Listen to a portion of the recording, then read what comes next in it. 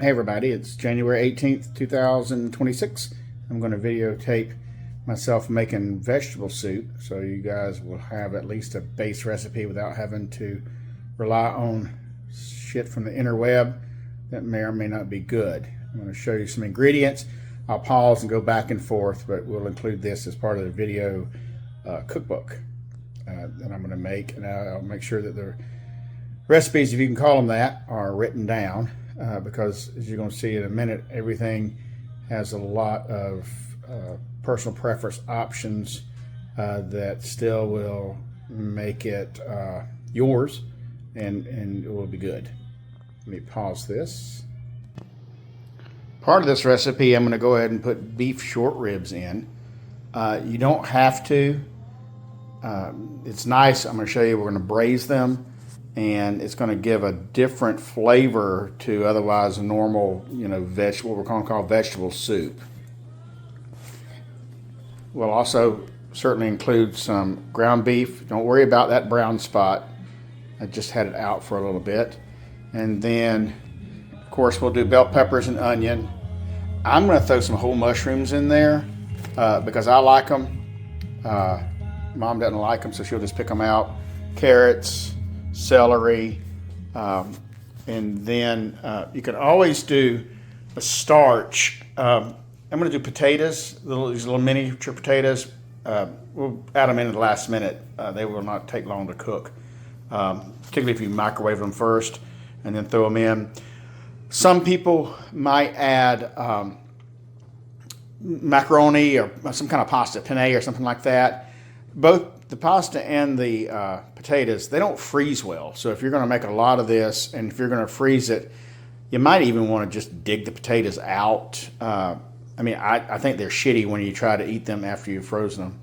And then I've got 4 big things of vegetable broth. I generally make chicken broth at Thanksgiving, so it's fresh, and that's a good thing. I don't really make vegetable broth and put it up. It's so easy to buy it like this. This is good, and you can get these things in saltless or low salt. You can get them ways like that. But this, I got 4 of them. I'm not sure if I'm going to use all of them or not. I'm going to use white corn and yellow corn. Mama always did that, to do that together. Green beans, you can use the Italian kind, the big flat kind, which I know some people like that. You can use the French style green beans, but if you use French style, I'd put them at the very end. So they're so thin, and if you put them in at the beginning, they're just going to cook to shit. They're going to cook to mush. You won't be able to eat them. And then I'm using some diced tomatoes. These happen to have basil, garlic, and oregano, which is not going to hurt. You can use plain. And then I'm using a couple of these fire roasted diced. So that's kind of the base of our ingredients for the cook. And I'm going to mount the phone so that you can see, the camera will be able to show what we're doing on the stove. So I'll be right back. I got the remote control, so I've got the clicker started. You're going to see it showing down there. We're going to braise these ribs first. And typically you might braise them in a full Dutch oven here if you're going to leave everything in there all at once. But I'm going to go ahead and put some olive oil in cast iron, of course, and just put them on some high heat. We basically just want color to them. We don't want to have them in there and have them look anemic. Because if they got in that boiled water, if all they do is sit in that soup and boil, then you're going to have pasty looking meat. You don't want that. Like anything else, before you put even like a pork loin or something like that, if you're going to put it in the oven, I always want to give it a little scald here first. And there's lots of ways to do this. You can some people will lightly flour them. I'm not going to do that. I'm going to put them in here as is, and with some salt and pepper. You'll see that in a minute. And we're not going to add the garlic yet. We'll add that later to the end. A lot of people start off with garlic, but what happens is your garlic will get overdone pretty quickly. So I don't think you want to be doing that either. Don't know why I turned that off, but I did. So I'm going to turn it back on as I add these. These were a little bit frozen. I had these left over So they were in the freezer, which is fine. They've thawed out enough. Again, they will be in the, they'll still brown, and they will be in the pot of soup for 2, 3, 4 hours, depending on how long I want to let it go. These are fine. They can touch a little bit. I want to stir them around anyhow. These are just 3 packs. You can use none or 1 or 2. I happen to have 3. I want to go ahead and use them up out of the freezer. I typically don't like stuff in the freezer, or meat in the freezer too long. Put a couple of these on the end. That's flattened, but that's okay too. So we're going to let that cook for a minute, and let's just see what that looks like.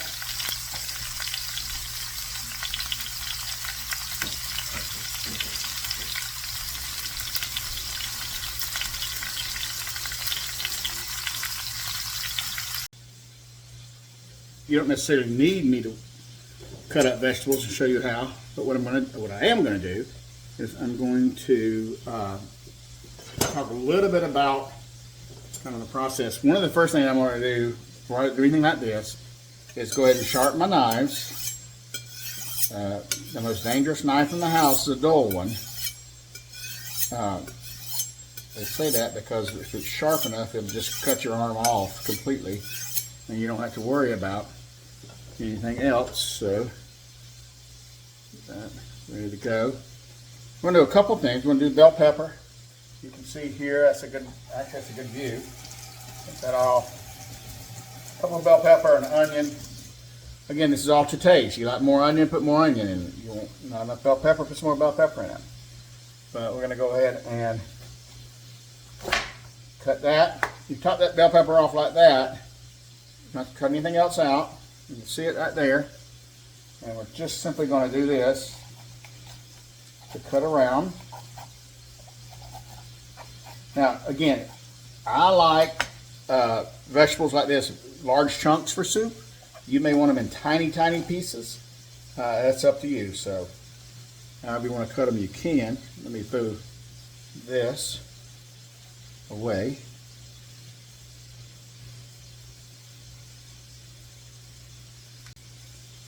I put my stainless steel little pail here out of reach. I got that because I feel all this kind of stuff will go into the garden. Let's throw it out there. Sometimes I'll bear it, sometimes I won't. But I'm going to get this. I know some people who don't worry with the seeds. I do. I don't want to eat seeds in what I'm eating, but I'm going to go ahead and they'll come out in the garden. They'll start coming up in a little while. I know you're interested. You see there are 3 kind of bumps on this one. There's none on this one. 4, I meant. Some of them have 3. People say, oh, okay, that's the gender of it. It has nothing to do with anything. It's just the way it is. Don't read into something that's not there. We do want to remove this pith, this white part. Not a lot of flavor to it. And if you're talking about hot peppers, of course, that's where that and the seeds, where your heat comes from, mainly. So you can deal with that. Get rid of that. Get rid of this pith. I'll cut it all off. Probably waste a little bit. Yeah, you could take every bit of this right here and boil it down and make a vegetable stock with it if you wanted to. I don't want to. I might. So, you know, if I knew I was going to do something else with it later, I might. If I was making spaghetti one night and knew I was going to make vegetable soup, I might do that. One of the reasons I'm cooking soup tonight is frozen precip. Not quite full snow out there, but it's cold and rainy. It's been rainy all day. So we'll cut this one same way. A little bit of the top. Typically, it's good enough you can cut that right out. Go ahead and cut out this. See, there. And then I at least want to get it opened up so I can get to this part and cut that out. I'll probably re-rinse these again. Maybe I might not. I don't know. Just as long as there's no seeds in there anywhere. All right, let me pause this for a second. Go ahead and restart again. I had to go and stir that ground beef. But let me go, like I said, well, I want these in larger chunks so that you get really, you know what vegetable you're eating in your vegetable soup. I like them like this in spaghetti. Some people want them in tiny, tiny, tiny pieces, but I think that's more like for salads and stuff, but I don't know. Let's see what it does here. Of course, this is all going to get sauteed quickly, and then we'll go ahead and start adding the meat into it. Other stuff. We're going to take all the vegetables and drain them. We don't need all that water. We'll have stock already. And it's going to be hearty. If you're making like a beef stew or something like that, you can certainly add a couple cups of red wine or something in it, but we don't need to do that in this. I'm going to add all of this onion. It's about the equivalent. I always, my unit of measure is the same, kind of the same volume of onion to bell pepper, so I think it's a good ratio. You might disagree. No, could care less, do what you want. But we're going to see. Again, the same way with the onion, I want it big pieces. I don't want to fight with it. And by the way, I found that that's kind of a good way to do an onion. I mean, sometimes it works, sometimes it doesn't. But sitting there, people peel it and fight with it and everything else. Yeah, it loses a little bit sometimes. That's fine. I'm going to go ahead and do this. I remember Papa, Daddy's daddy, always said if you put a little piece of onion on the end, I guess like that, on the end of your knife, you would not cry, but he was also a drunk. So I'm not sure if that held true or not. People who are watching this who may think otherwise of him, you probably shouldn't watch any other videos I might make. It's just the way it is. Okay, we're back. I'm going to do some celery in here. Get it washed. There's always sand and grit kind of celery. Again, I'm not going to fight with this end. At Thanksgiving, when I'm making my own stock, which I always boil a chicken and make stock, I'll put all the way to the leaves. I'll put it doesn't matter because I'm going to drain it all out. This, I'm just going to put it in.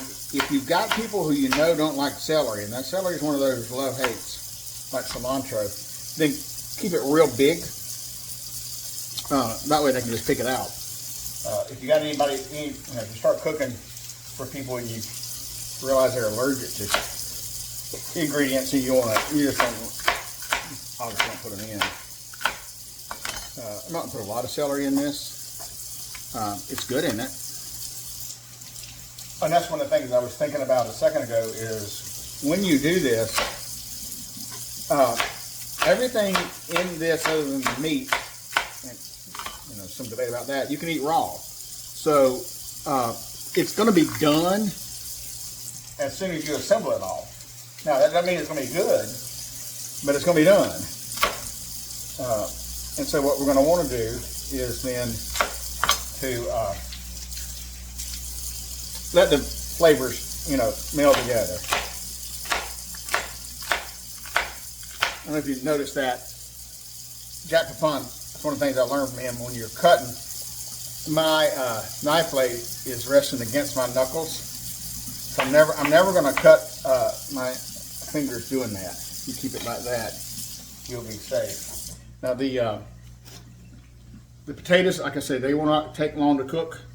I'm going to pre-microwave them for a few minutes and throw them in at the end.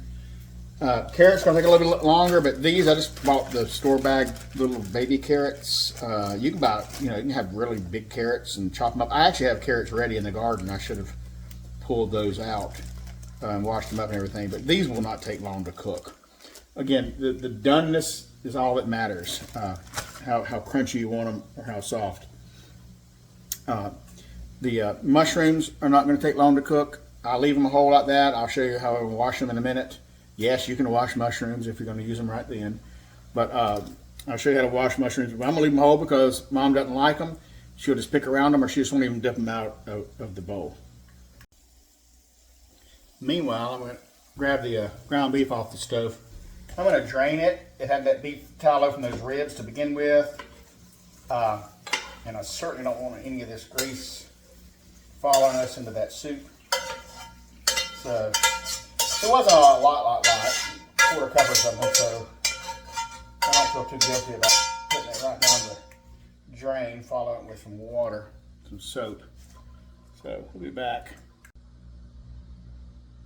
You can see that ground beef draining now. See, it's hot, steamy. It's not I mean, 3 pounds, but it cooked down. It was, you can use 80-20 ground beef, 80% lean, 20% fat. I think this is 73-17 because it's what they had. The 90-10 you can find sometimes. It's fine for this, but if you want to use it for like a hamburger, that tends to almost be drier. I mean, you do want a little bit of fat content. Just think of the Wagyu beef, you know, that looks really almost all fat. The fat's where the flavor is. The shape of the molecules of fat sit on your tongue better. And so we're going to let that drain for a minute, just like those the beef ribs over there. I mean, this is done, so it won't continue to cook much more in the soup. You don't want to put it in anything in there raw like that. And we're going to actually use that to use that as a base for the soup. All right, so the carrots are already cleaned and done. I'm not going to do anything with them until I get ready to put them in. The only thing I said we're going to wash the mushrooms up a little bit. And again, there's all this thing, like, you know, you should brush. All you need to do is brush the mushrooms, wash the mushrooms. I'm going to wash them. I certainly don't want the dirt that's in them. And I'm not washing them over the meat. I'm washing the other side. But there's dirt. Wash them a little bit. I mean, you can use a vegetable brush if you need to. Again, I'm going to leave these whole so they're easy to find. They'll still impart the mushroom flavor that I like in the soup. But anybody who doesn't like mushrooms can simply not pick up mushrooms, or if they do get one, just don't eat it. I probably will not put all these in there. I'll put 4 or 5 of them, and then put the rest. I got something I'm going to do later. That's another thing. If you ever watch Jaffa Khan cook, he seems to have an endless supply of a single mushroom in his refrigerator, because he always adds a mushroom to everything. I think he just digs back in the back of the refrigerator like some of us do. And that's about what this soup can be, is whatever you have left in the refrigerator. Because you certainly can put things like broccoli, cauliflower, there's other vegetables you can put in there, but things like that, you really have to add them at the very, very end. Because the broccoli, I mean, you don't want cream of broccoli soup, because all you'll have if you do that is you just have the green little, florets, the tiny, tiny little blossoms of broccoli, if that's all you do. Put them in the very end. Cauliflower the same way. You could do things like radishes in there, but you wouldn't. I mean, that's a pungent flavor in vegetable soup, I think. But let me know if you like it. You like it. Okay, now we're going to saute these starting vegetables. Of course, put enough olive oil in there to float something. Get that started. Let that heat up for half a second.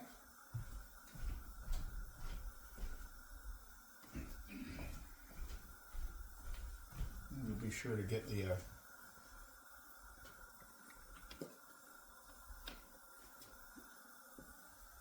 all the vegetables in there in their proper time. And like I say, some of them need to not be in there until the very end. The mushrooms will hold together well. The carrots don't take that long to cook. Potatoes I'm going to parboil them a little bit in the microwave so that you don't have to cook them all, you know, rely on them a lot in the soup base. And then the herbs and the garlic and all that, we're going to add much later. Maybe because I don't want them to be too overcooked. So all the other canned vegetables, the green beans, the white and yellow corn, the tomatoes, all that's kind of already pre-cooked. You know, it's canned, so it needs time enough in the pot to gel together, if nothing else. I mean, it doesn't need a lot of time in here. So let's go ahead and look and see what we have. Go ahead and it's probably going to be warm enough. We're going to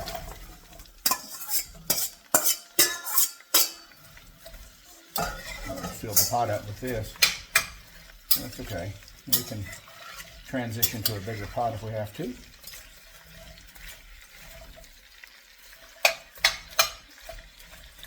Make sure it's on the right temperature. We're just sauteing these. You can see they've already kind of lapped up that olive oil, which is good. I want to break those onions apart a little bit. And let's let this cook for a few minutes and we'll be back.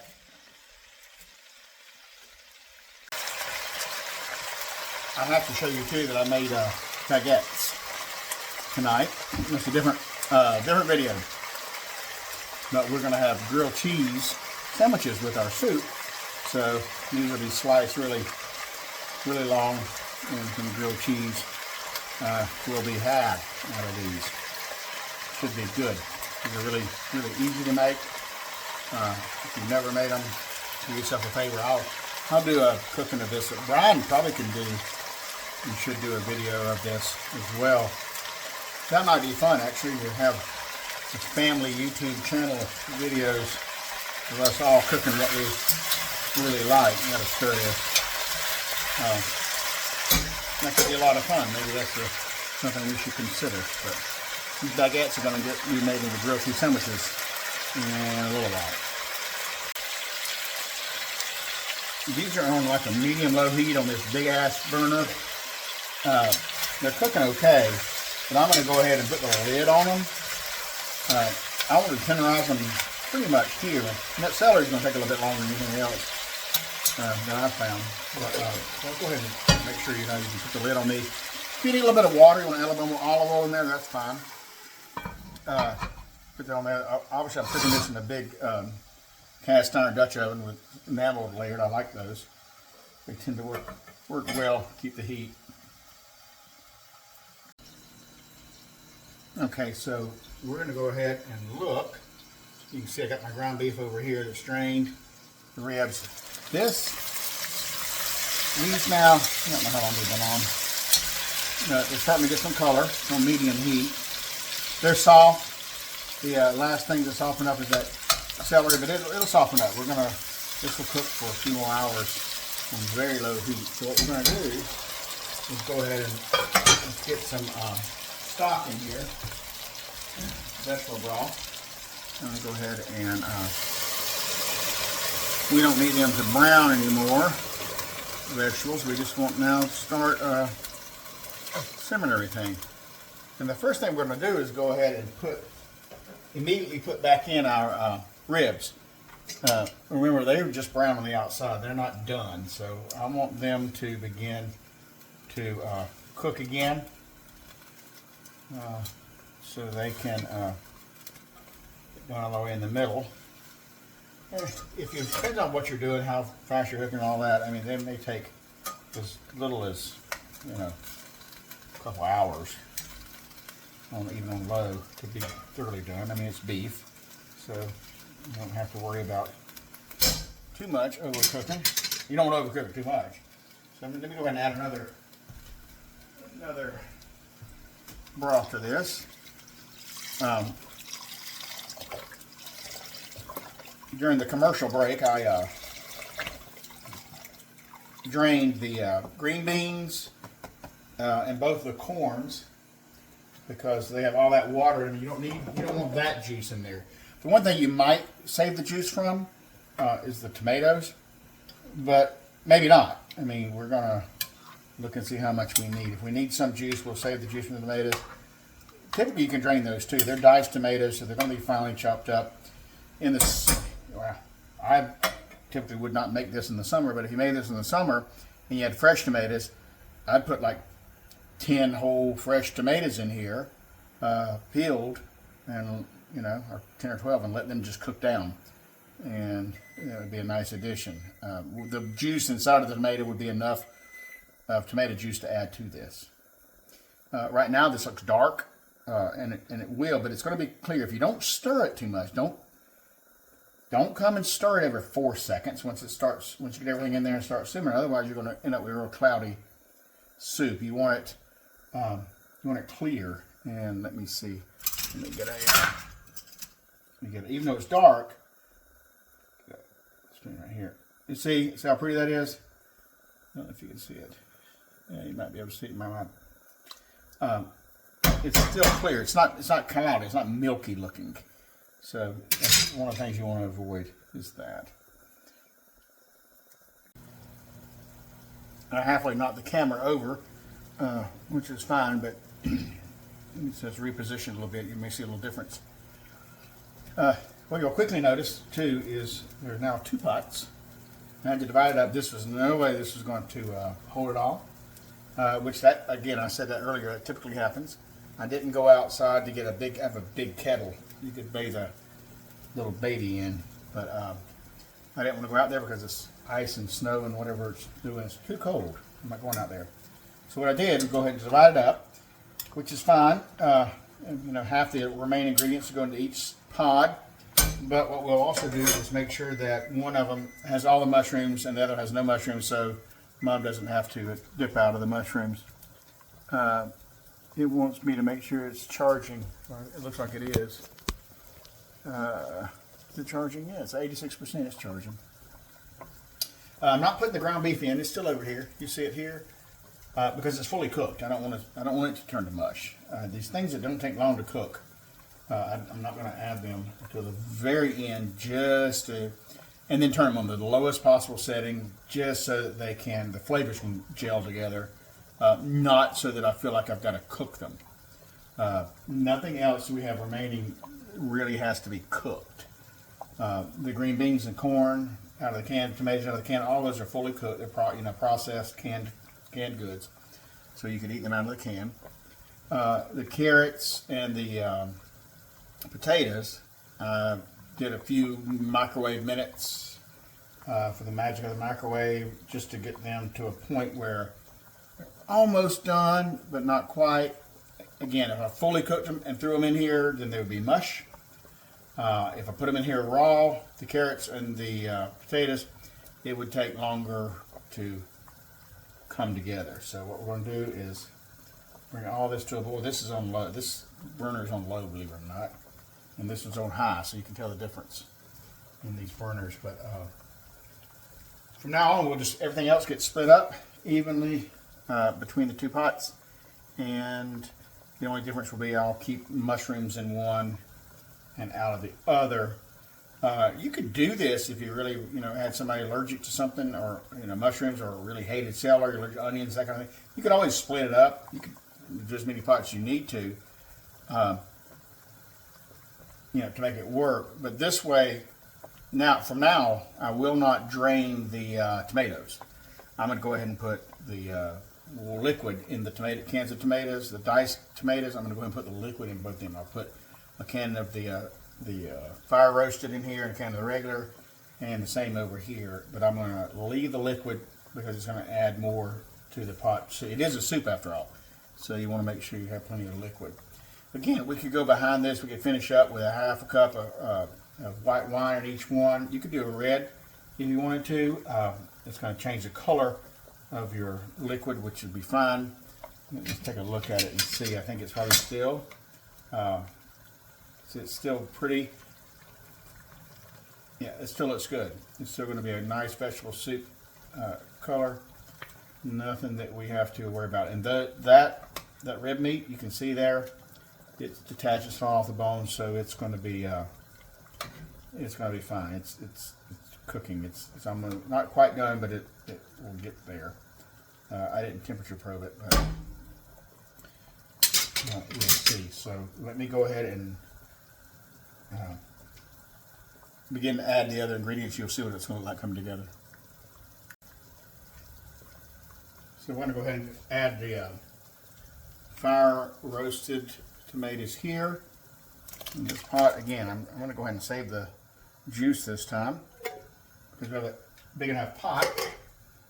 It will just be more liquid. And then the plain diced tomatoes, not quite plain, but these have basil, garlic, and oregano in them, so that's okay. And then let me go get the others.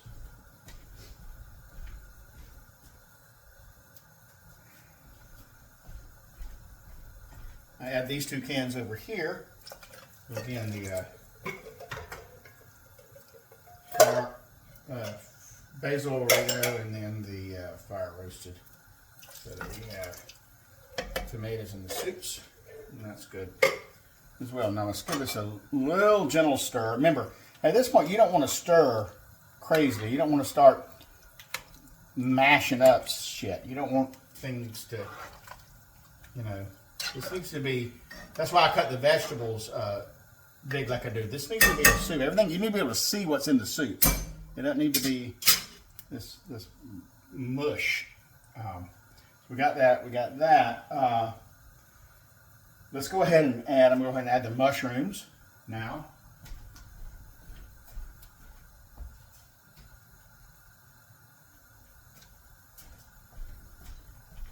All right, we're going to put the mushrooms in this pot. Obviously, you'll be able to see them. This works really well. Again, if you're cooking one pot and you put mushrooms in, unless somebody's allergic to them, they can just serve themselves, dip around them. They're going to cook and give a nice earthy flavor, and we'll let those cook. I bang on the side of my pots all the time. I hope you do as well. That's a little dirty. There's that. I think I'll go ahead just to save some countertop and add some of the ground beef in each one. Now that I'm thinking about that, this would actually be okay to divide up if you had, a little earlier before the beef ribs, but if you had vegetarian friends who were for dinner, who came over for dinner, not that you ate for dinner, but if you had them, you could divide up and make a vegetarian and a meat lovers soup if you wanted to. Again, I'm not going to stir that too hard. I don't want it all to become the same mush.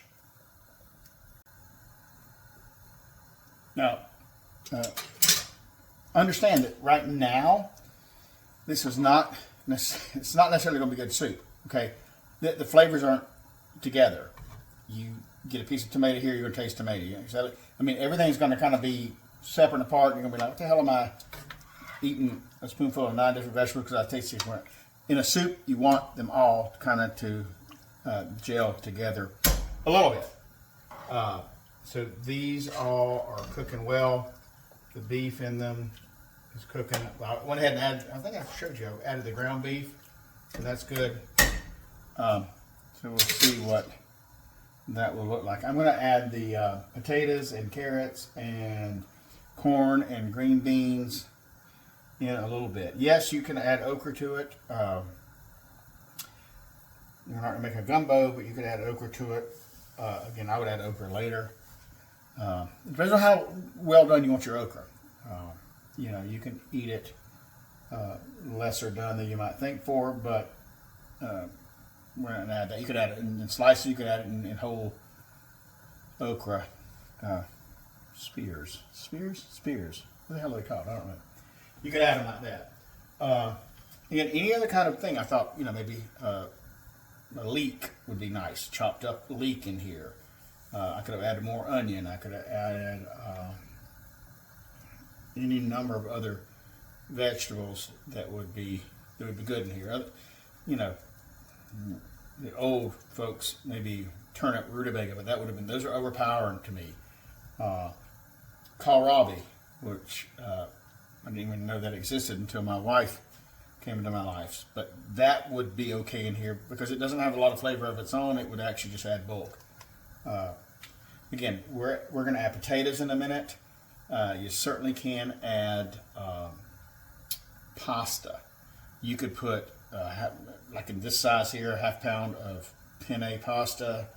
Again, penne pasta doesn't take 7, 8, 10 minutes to cook. So you would add it at the last 7, 8, 10 minutes right before you got ready to serve it. Because then it's going to swell up and it's going to get gummy and pasty. And the more you heat it up, the gummier and pastier it's going to get. So if you added pasta to it, I would certainly add it in, serve it really al dente, so that if you thought you were going to, have some leftovers and heat it up again, that then it wouldn't cook to mush. I would worry about freezing pasta a little bit, but certainly freezing potatoes in this soup. I just don't think they freeze well. Everything else does. Everything else freezes okay, in my opinion, but I don't think I would freeze potatoes or pasta in this kind of soup. All right, so I'm going to turn this off again and do a couple other things, and we'll be back. Okay, I'm going to go ahead and add the potatoes. Again, this is just one of those pre-boxed potato things. Cook in the microwave for 5 minutes, let them sit, they're fine. I'm just going to add a few. We don't love potatoes in soup. I'm going to add a little bit to this side, and then we'll add a couple to this side. I'm not counting. For those of you who are obsessive compulsive, I'm sorry, but it is what it is.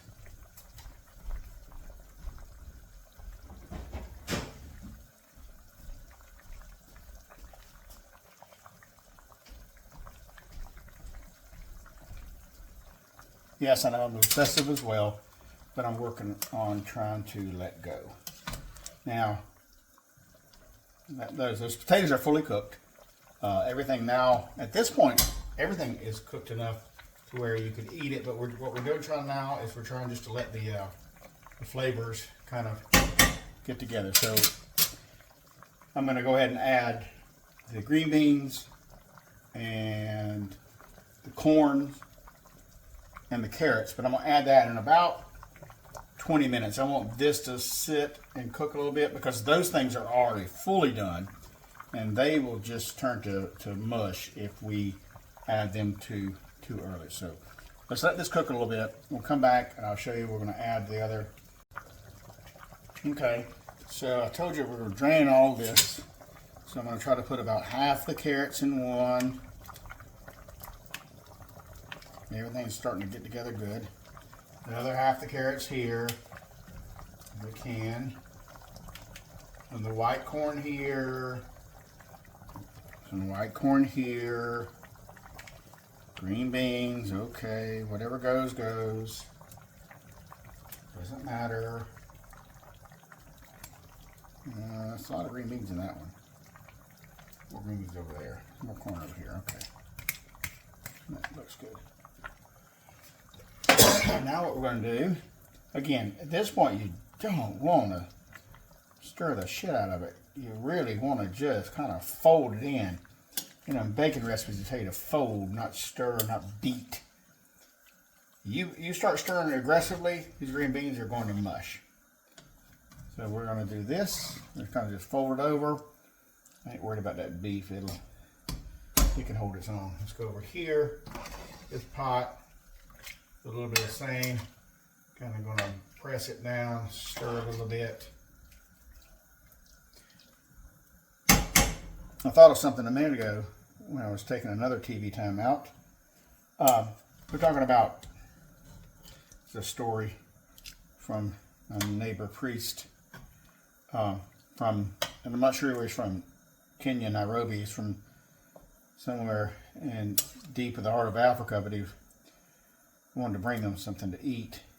And it's funny because I asked, vegetarian, kind of smiled and said, I don't, my people, my country where I come from, we don't have time to play those first world games for what you eat. Sometimes all you have to eat is insects. You eat insects. Sometimes all you have to eat is flowers. You eat flowers and vegetables. Sometimes all you have to eat is meat. You eat meat. It's not a political, I don't want to say game, but it's not anything like that. It's something deeper for them, survival more than anything else. So I don't want to. I have a lot of friends who are vegetarian and vegan. They're beautiful people, and they, bright people, but it's just not. And they're choosing, I think, for health reasons. But I think they realize that there's some of the health drawbacks from that lifestyle. That's fine. There's health drawbacks from my lifestyle of drinking booze too, or from somebody who smokes. There's health drawbacks to those lifestyles. So we all make choices every day. So just enjoy this. This would be it would be a fantastic vegan soup. It really would.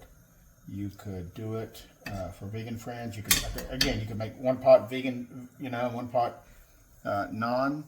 All those things would be fine. I'm going to turn both these on low. These both now need to simmer. I'm done stirring. They need to simmer both. Well, not that, didn't I? These both need to simmer now for, 20 minutes. Not too long, because then we're going to be able to dish them up. And I'm going to have to move some stuff around because I'm getting ready to take that fresh baguette and slice it up and make grilled cheese sandwiches out of it.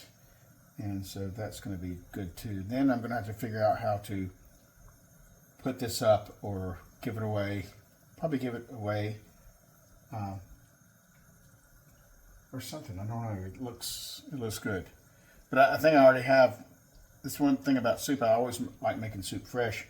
Although I probably have 30 quarts in the freezer, but I guess that would be for a desperate time. So what we're going to do is I'm going to cut you off now, and I'll come back in a minute. Okay, so now we're back, as promised. Now's when we're going to add garlic. Kind of, like I say, I want to be able to taste the garlic. I don't want it to overcook. I don't want it to burn anything. Yeah, this is just regular minced garlic you buy in the store. I do grow garlic. I just planted in the fall 288 cloves of garlic, so they'll be beautiful and all that, and we'll roast them and we'll put some up. We just use so much garlic that it's hard to not buy some store-bought stuff. No, it's not going to be as good. Absolutely not. But it's going to make a nice flavor in whatever you're adding it to. You will be able to taste the garlic flavor. Garlic powder is fine. I would steer away from garlic salt. I wouldn't even buy garlic salt. We don't have garlic salt in this house. Let me tell you why. If you want garlic, you want garlic. If you want salt, you want salt. Those do not necessarily have to be in the same ratio that they sell you in the container. And a lot of times what you're getting is, if you want, like garlic salt on, say, garlic bread, you're probably going to get too much salt. You might. I would just buy, and I got it right here, this, I'm going to put it right here. I'm not selling for Sam's, but I should hide that, shouldn't I? But granulated garlic, just garlic powder. Garlic powder is going to be that's just garlic. So you're not adding salt. Now, if you want to add salt, you can add this much salt. I don't, could care less. But just knowing that what you're adding is going to be, that way I think you can control more. And like anything else, it's all about control, right? Remember, we're not going to stir the shit out of this. We're just going to kind of fold that garlic in both these pots. It'll get there, trust me. Once you start dipping, it'll find its way to your plate, which is a good thing. So that's the garlic. Now, because we're close enough to eat, you can eat right now. I mean, you really could. You could dip this out and eat. Some of the ingredients have been going over an hour. Now we're going to have fun. We're going to put a little bit of oregano in it.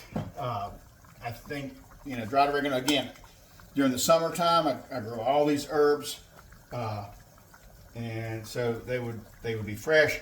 Although I've found that these dried herbs I don't know what it is. They tend to be more concentrated or something. So a little bit, maybe, I don't know, teaspoon, tablespoon, I don't know what that is. Same with the garlic, about 3 tablespoons of garlic.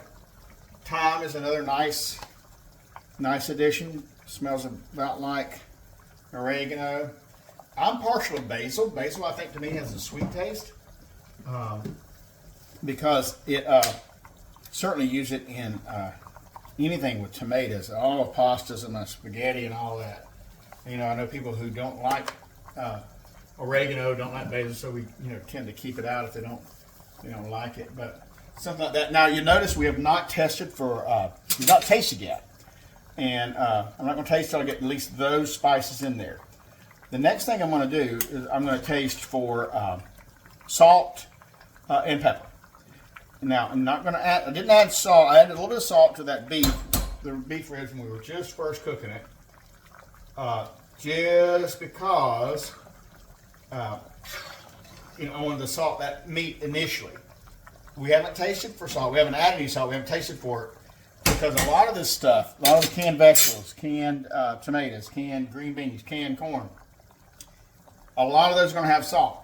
So you don't want to end up with something too salty. So you can buy the unsalted or low salt versions of those vegetables.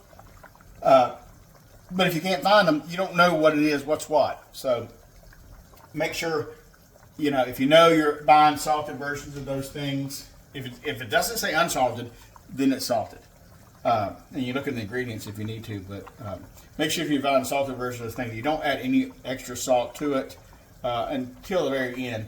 Let it all get together. You see how nice this is coming together. This is on low, that's on medium. That's the difference in those burners. But what we're going to do, we're going to taste this for salt in a minute, and just for salt, and we'll see, because each of these things has its own kind of level of salinity, so we don't want to overdo it. So we're going to taste it in a minute. We'll come back. I'll come back and taste with you. I'm going to go ahead and taste it. Each of these for salt. I'll taste separately. That's a little bit of, I'm going to get a lot of grease in that. I want more liquid. Really good. Don't taste the grease. I mean, if you taste grease, it's hard to even get a greasy taste. You don't really tell. Let's see. Yeah, I'm going to use the same spoon. I'm going to dip and dip. If you eat at my house, you're going to get a double dip. I'm the chef. I can double dip if I want to. Let's see. See, that has enough salt. I'm not adding salt to this one. And it should be the same over here. I would imagine it's going to be the same. We're going to see.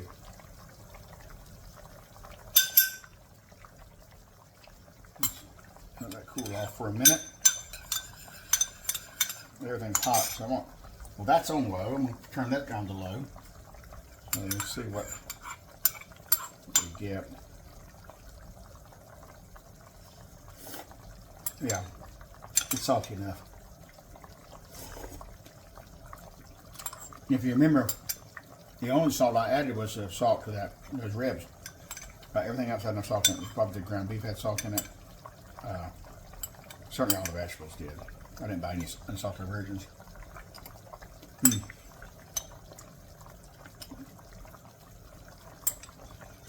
But that flavor is getting deep. It's getting rich. You start to get the layers of flavor on it. You can taste the garlic at the end. You can taste, those herbs will kick in at the end. Flavors of the herbs will kick in. Everything's done. You can eat it right now. I wish this would go a little lower because I'd like it to be extremely low for about another hour, even 45 minutes. But we will see you when we dish this up. Oh, I will tell you this. It was something like chicken noodle soup, and we'll maybe do a video on that one for y'all. Brant's Tony taught me that at the end of those soups, he always would serve on the table slices of lime, and you would spritz that in the top, or you can even do it in the pot, but you could spritz that on the top of the soup, and it kind of brings out wonderful flavors like the what does he call it? The Zora Campolo, the chicken and rice. You put some lime on that. Minestrone, we could put rice, put a lime on that. This would be wonderful lime. But you just look at that. Wouldn't that be nice? You could actually do a nice, throw a handful of pasta in there, and it would be good too. There's not room for it in either. Well, maybe room in this pot. But a handful of penne in there. But again, it doesn't freeze well, in my opinion. So you want to watch that. All right, so we'll come back in a minute when we plate this up and have a grilled cheese. So now I'm making the grilled cheese. I'm not going to bore you with how to make grilled cheese sandwiches, but this is grilled cheese out of that fresh baguette that I just cooked. So we're going to let it get nice and hot, and we'll add some top pieces and flip.